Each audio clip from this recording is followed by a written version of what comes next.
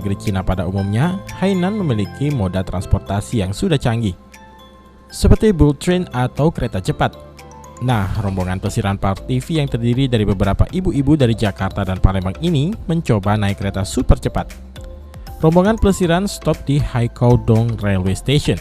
Tapi sebelum menikmati perjalanan bullet train yang memiliki kecepatan 300 km per jam, kami berfoto ria dulu.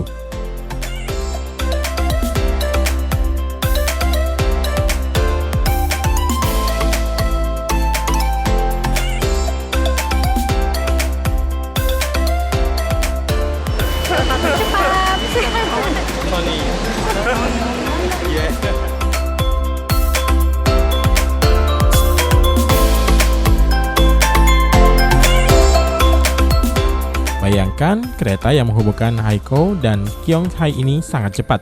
Dalam 1 jam kira-kira kita bisa menempuh perjalanan dari Palembang menuju Pagar Alam. Waduh, cepat sekali ya. Padahal jika naik mobil Palembang Pagar Alam bisa ditempuh sampai 8 jam. Dari Haikou, tujuan kami adalah kota Qionghai yang merupakan kota terbesar ketiga di Hainan dengan durasi tempuh 40 menit. Kami pun membeli tiket dengan menunjukkan paspor dan harus antri. Orang-orang Tiongkok memang sudah terbiasa menggunakan angkutan massal. Di beberapa bagian negara Cina memang tersedia kereta cepat, kereta bawah tanah, dan transportasi massal lainnya. Mereka jarang menggunakan mobil pribadi. Selain mahal, juga tidak ramah lingkungan.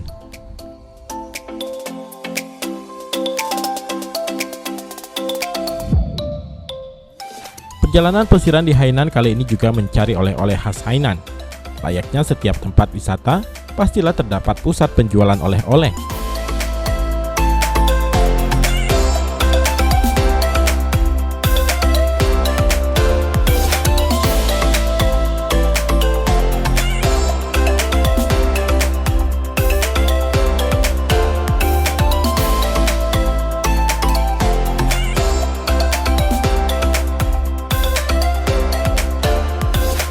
Coba ini orang Cina. Di packagingnya bagus banget. Padahal kita juga banyak ini. Ini macam ini. Rebon. Di packagingnya bagus. Terigu bisa segede-gede ini. Hebat kan?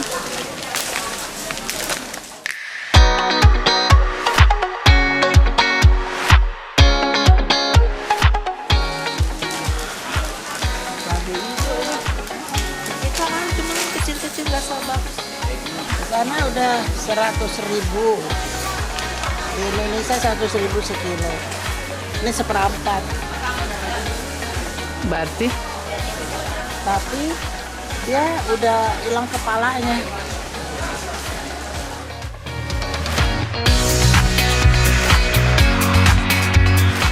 Nah, mampir di salah satu toko, kami pun menemukan aneka makanan khas dari olahan kelapa. Dengan packing dan rasa yang enak, tentu saja camilan kelapa ini menggugah selera untuk dibeli. Meski di Indonesia sendiri kelapa sangat murah dan banyak ditemui, tapi makanan yang terbuat dari kelapa dan menjadi oleh-oleh khas jarang ditemui. Di sini aneka jenis kudapan seperti kue semprong, manisan kelapa kering, permen, sereal kelapa, dan lainnya banyak ditemui dengan harga yang cukup murah.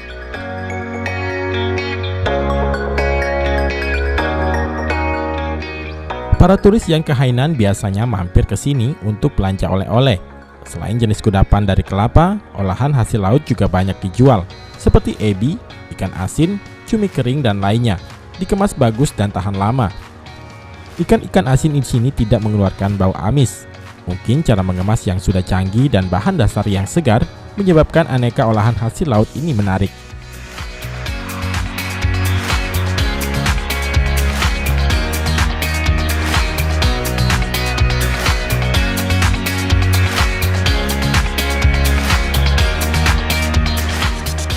Cara para pemilik toko agar dagangannya laku. Salah satu yang dilakukan di kota Haikou Hainan ini, setiap yang berbelanja dapat menukarkan struk belanja dengan mutiara air tawar yang dapat dipilih sendiri. Kerang yang sudah ada isi mutiara ini dibelah dan diambil mutiaranya yang kebanyakan berwarna putih bersih. Mutiara ini dapat dibuat anting, kalung, atau cincin sesuai permintaan. Mutiaranya sendiri gratis, tapi bahan pengikatnya harus beli. Meskipun tidak mahal, cukup untuk dibawa pulang sebagai oleh-oleh.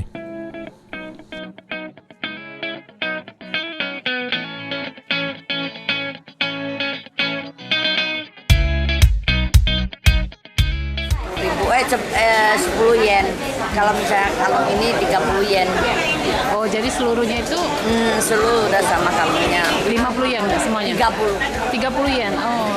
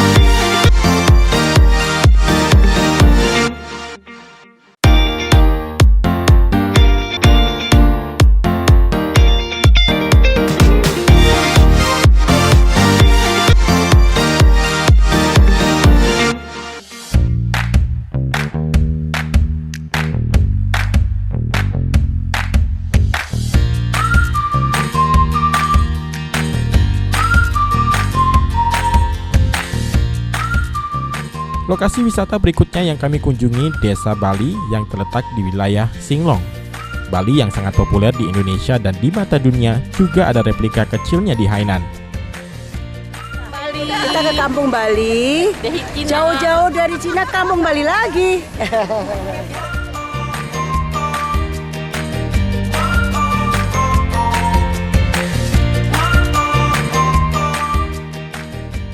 Berawal dari seorang perantau Cina yang lama menetap di Bali, kemudian kembali ke Hainan, menciptakan kecintaan terhadap Bali dengan membangun kawasan desa Bali yang dulunya merupakan daerah perkebunan.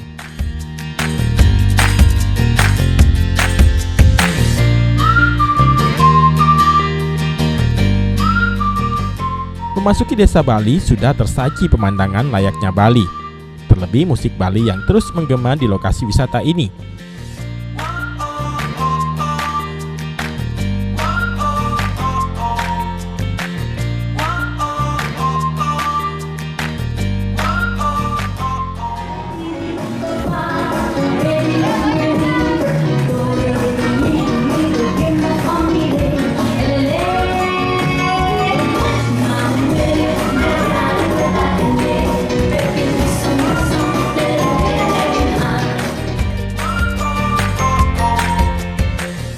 Bangunan pura, patung-patung serta alam sejuk layaknya di daerah Bedugul diciptakan di sini. Rupanya sang perantau sangat mencintai Bali, tempat di mana dia pernah tinggal puluhan tahun lamanya. Masuk ke wilayah lebih dalam, akan ditemui sebuah panggung hiburan yang menampilkan tari-tarian kepada turis yang datang. Tempat duduk memang disiapkan untuk melihat pertunjukan asli Indonesia. Seperti kali ini ditampilkan tarian Momere yang menggelitik peserta tur PAL TV untuk ikut menari dan berjoget Momere.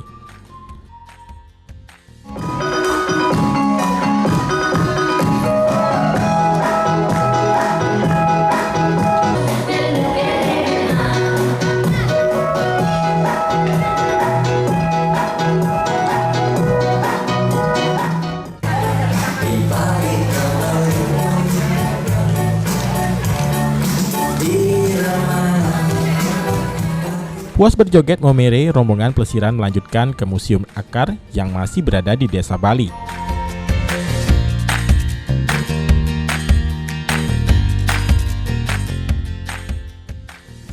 Ornamen akar-akar kayu yang besar dan indah menjadi pemandangan menarik bagi museum ini.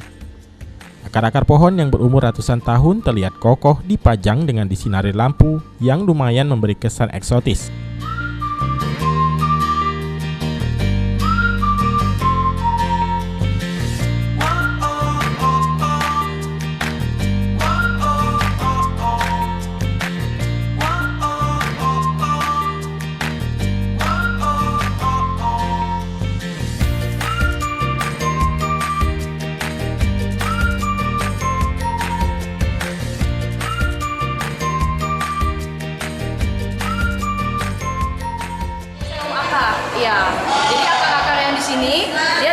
dari mana? Dari sungai. Sungai yang ada Sungai Matahari ya. Di sebelah Singlong dia ada Sungai Matahari. Mereka ambil dari bawah sungai. Kayak gitu. Yang mengukirnya siapa? Perantau-perantau Tionghoa yang tinggal di sini. Mereka yang bikin. Nah, mereka yang mengukir, mereka yang potong-potong seperti itu.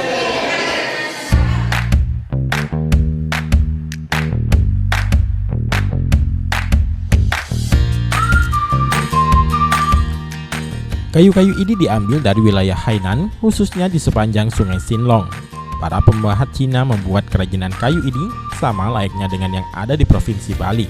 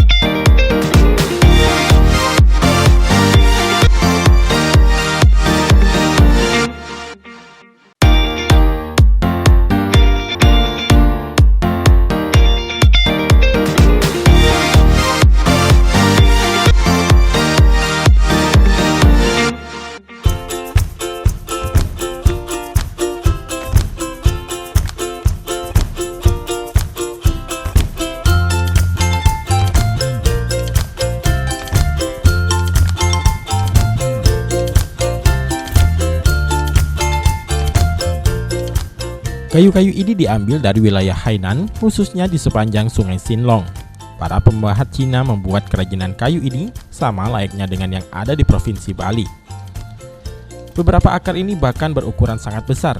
Bisa dibayangkan sebesar apa pula pohonnya, karena akarnya saja sampai memiliki diameter yang sangat besar. Bagus untuk berfoto dengan latar belakang akar yang besar dan indah.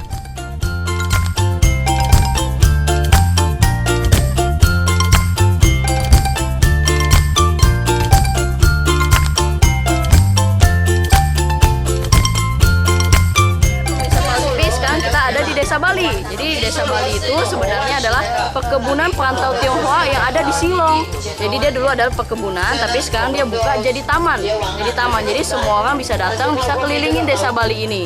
Desa Bali ini dia ada budaya-budaya negara-negara Asia Tenggara, seperti yang dari Thailand, yang dari Indonesia, dari Malaysia, dan 21 negara yang lainnya.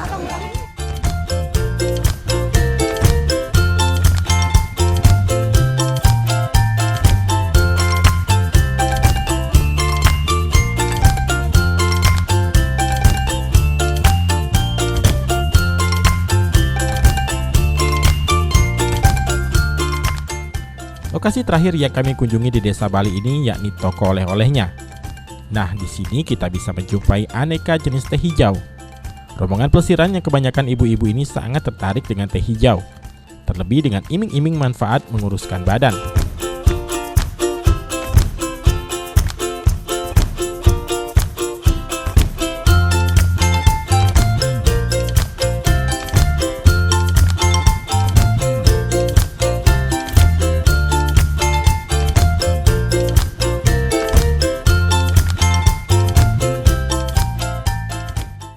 Aneka teh hijau ini memiliki beragam khasiat, terutama untuk kesehatan dan obat pelangsing.